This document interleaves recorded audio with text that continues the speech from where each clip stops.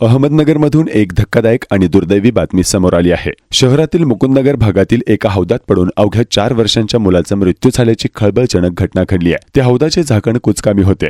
खेळता खेळता तो मुलगा हौदाजवळ गेला आणि त्याचा तोल जाऊन तो आतमध्ये पडला। ही संपूर्ण दुर्दैवी घटना त्या परिसरातील सीसीटीव्हीमध्ये कैद झाली असून त्याचा व्हिडिओ देखील समोर आलाय। आपल्या मुलाच्या अकस्मात मृत्यूमुळे त्यांच्या कुटुंबियांवर दुःखाचा डोंगर कोसळला आहे, तर चिमुकल्याने जीव गमावल्यामुळे परिसरातील नागरिकांमध्ये हळहळ व्यक्त होत आहे। मिळालेल्या माहितीनुसार रविवारी दुपारी 4च्या सुमारास हा दुर्दैवी प्रकार घडला। शहरातील मुकुंदनगर भागातील इस्लामिया बेकरी परिसरात राहणाऱ्या शेख कुटुंबियांचा मुलगा घराबाहेर खेळत होता। खेळता खेळता तो चालत एका किराणा स्टोअरच्या समोरच्या हौदात पडला। त्याचे झाकण अत्यंत कुचकामी असल्याने हा 4 वर्षाचा मुलगा खोल हौदामध्ये पडला आणि बुडाला। सुमारे 4 तास तो चिमुरडा हौदात पडून होता।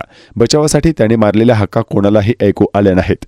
थोड्या वेळाने त्याच्या घरचे त्याला शोधू लागले, मात्र मुलगा कुठेच सापडेना। अखेर बरीच शोधाशोध केल्यानंतर कोणाला तरी तो हौदात पडल्याचं दिसलं आणि एकच गोंधळ उडाला। नागरिकांनी धाव घेत त्याला लगेच हौदाबाहेर काढला, मात्र दुर्दैवाने तोपर्यंत त्याचा मृत्यू झाला होता।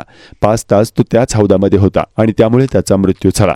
सदर भागातील किराणा दुकानाच्या मालकाच्या निष्काळजीपणामुळे ही दुर्दैवी घटना घडली आणि एका चिमुकल्याला नाहक आपला जीव गमवावा लागला।